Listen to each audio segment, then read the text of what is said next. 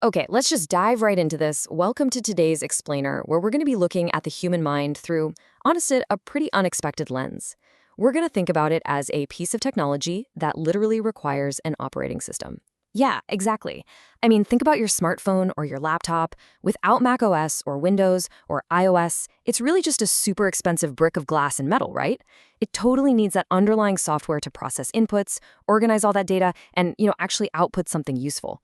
Well, long before Silicon Valley was even a thought, ancient thinkers realized the human mind works the exact same way. We desperately need a framework to process the chaotic world around us. Which really brings us to a massive question, doesn't it? Does your mind have an operating system?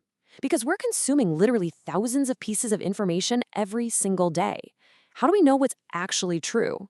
And how do we communicate it once we figure it out? So the Greeks and Romans actually figured out an OS for this way back, over 2,000 years ago. They called it the Trivium. It's basically the original foundational framework for acquiring, processing, and expressing knowledge. And which is absolutely fascinating to me is how this ancient mental software has been kind of updated, patched, and rebooted throughout history. To really see how this builds, we need to look at how classical education was divided up.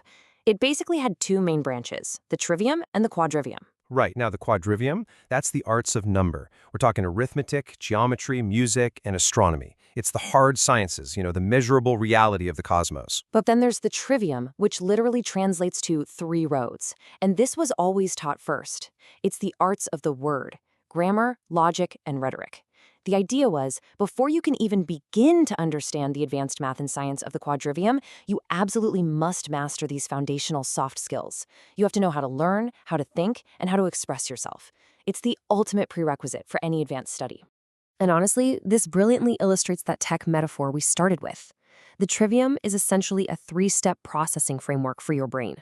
Step 1 is grammar, which is your input. Step 2 is logic, which acts as your processing.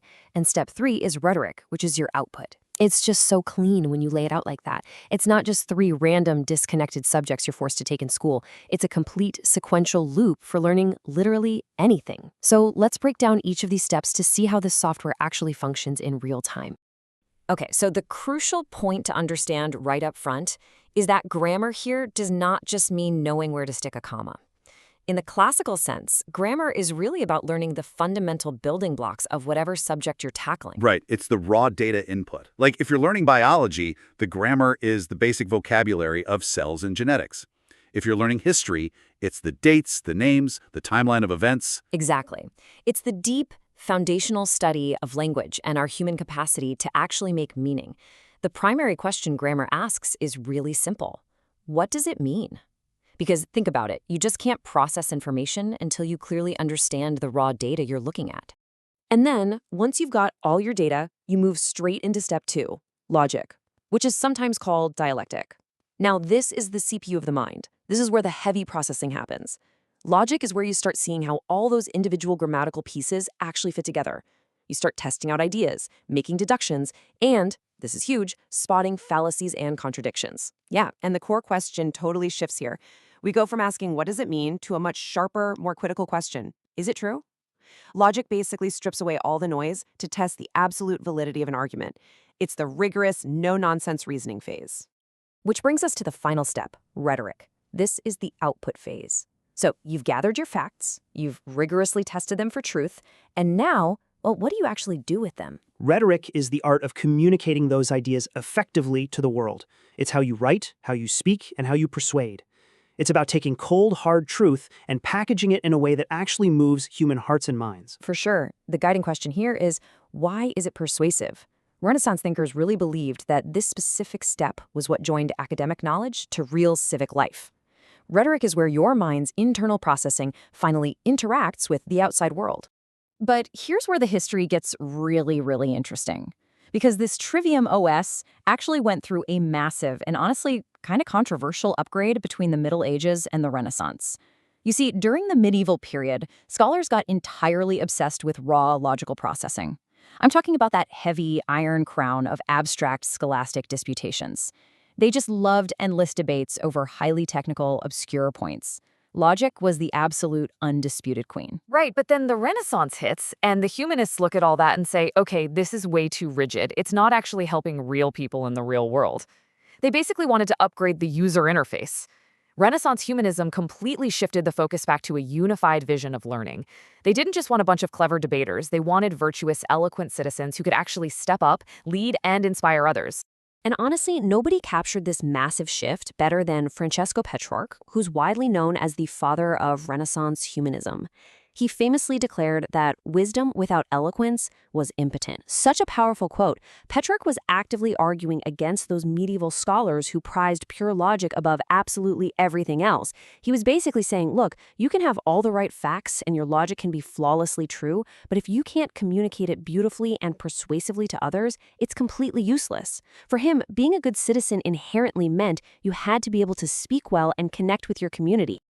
Now, what's really fun is looking at the specific developers who patched the Trivium during the Renaissance to actually bring Petrarch's vision to life. Oh, for sure. You've got Erasmus, who introduced this concept of copia, or verbal abundance. He thought that if you really, truly understand an idea, you should be able to rephrase it in like 100 different ways. Then there's Rudolf Agricola, who completely revolutionized things by yanking logic out of that abstract scientific realm and reuniting it with real, practical human conversation. And we can't forget Juan Luis Vives, who was just way ahead of his time. He integrated the Trivium with actual educational psychology, focusing on how students naturally develop. He even pushed for this kind of education to be extended to women and the poor. They took this abstract system and made it deeply practical. But the biggest system update of all came from a guy who was essentially the radical UX designer of the Renaissance, Peter Ramus. Ramus looked at the Trivium and asked a really profound question. How do you visualize logic? How do you take these super complex arguments and make them so incredibly clear that anyone, anywhere, can see exactly how they work? And Ramus was an incredibly controversial figure. Get this, he famously started his career at the University of Paris by declaring that literally everything Aristotle wrote was false. Can you even imagine the shock? He was a total rebel who wanted to completely, from the ground up, restructure how the human mind organized information. So here is Ramus's major code rewrite. Traditionally, rhetoric was responsible for finding arguments, which was called invention, and organizing them, which was called arrangement. But Ramus comes in and strips rhetoric of those duties completely. He said, no, finding and organizing arguments is all about structure, so that belongs entirely to logic. He essentially gutted rhetoric, leaving it with only style and delivery, and absolutely supercharged logic with the power of structural organization. And because Erasmus moved all that intense organization into logic, he desperately needed a way to display it. And this is where his visual logic maps come in. He created these dichotomous tables and branching diagrams. He would take absolutely any subject and systematically divide it into component pairs, creating this crystal clear, visible hierarchy of information. It's amazing because if you actually look at his work, he essentially invented the modern flowchart. I mean, he completely transformed abstract scholastic logic into these highly teachable visual diagrams. Suddenly, complex ideas weren't just spoken out loud in a debate, they could be literally mapped out visually on a piece of paper. Ramus called this his method, and his famous definition perfectly sums it all up. Method is the arrangement of many things in such a way that the obscure becomes clear. And to make sure it was clear to everyone, Ramus did something incredibly disruptive for the time. He wrote his logic text in vernacular French, rather than the traditional academic Latin.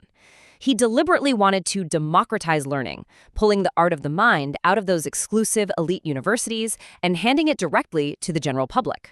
The impact of Ramus's visual, highly organized method was just explosive across history. It starts back in the 1540s with those highly controversial lectures in Paris. But then in the 1560s, Ramus converted to Calvinism, which actually made his structured methods incredibly popular among Reform scholars all over Europe. Exactly. His methods spread like wildfire through the Netherlands, Scotland, and England. And then, through English Puritanism, Ramusism crossed the Atlantic, ultimately becoming the curricular foundation of the earliest American higher education at Harvard College in 1636. Yes, and centuries later, it was Harvard president Dr. Charles Eliot who built on this exact foundation to democratize education even further. He created his wildly famous 5-foot shelf of classic books, essentially packaging this entire unified learning system so that absolutely anyone, even folks without access to a formal college education, could cultivate a trivium for themselves, a literal operating system in a box. And you know, this wasn't just a simple change in textbooks. It was a fundamental, ground-up shift in Western intellectual culture. See, the traditional way of learning for centuries had been highly oral and dialogical. You learn through spoken debates, listening to lectures, and arguing things out loud in real time. But the Ramist way shifted the entire culture toward the visual. Because of the printing press and Ramus's branching diagrams, learning became a totally print-based, visual culture. We moved from arguing in a town square to analyzing data structures and tables on a printed page. It's a massive paradigm shift. And honestly, we're still very much living with it today. Which brings this whole explainer right into the 21st century. Because we honestly need this ancient operating system now more than ever to process our chaotic digital world. Absolutely. Let's just apply the 3 steps right now to your daily scrolling. Step 1, grammar. Evaluating digital facts. What are the actual words being used here? What concrete evidence exists behind that viral post you just saw? Then step 2, logic. Analyzing algorithmic logic. Is the argument actually structurally true, or is the algorithm just feeding your existing confirmation bias? Are there hidden assumptions being made? And finally, step 3, rhetoric. Understanding media persuasion. Who actually benefits from this message? What emotions, like outrage or fear, are they specifically targeting just to get you to click? So, to summarize the core takeaway from everything we've looked at today, education and learning aren't just about accumulating massive, endless amounts of information. It's really about cultivating the wisdom to actually use it properly. The classics give us these beautiful, enduring questions about truth and virtue. Modernity gives us incredible, powerful new tools like the internet and AI. But the Trivium gives us the disciplined, structured framework to join those two things together into actual, grounded wisdom. Grammar asks what it means, logic asks if it's true, and rhetoric asks what we should actually do with it. It's just an incredibly empowering way to view your own mind. You aren't just a passive receiver of data. You literally have an operating system designed to find the truth. Which leaves us with one final provocative question for you to really chew on today. How is your mind processing the digital world? Are you actively engaging your grammar, logic, and rhetoric? Or are you just letting the algorithms do all the processing for you? It's definitely something to think about. Thanks for joining us on this explainer. Keep asking the right questions, keep testing for the truth, and we'll catch you next time.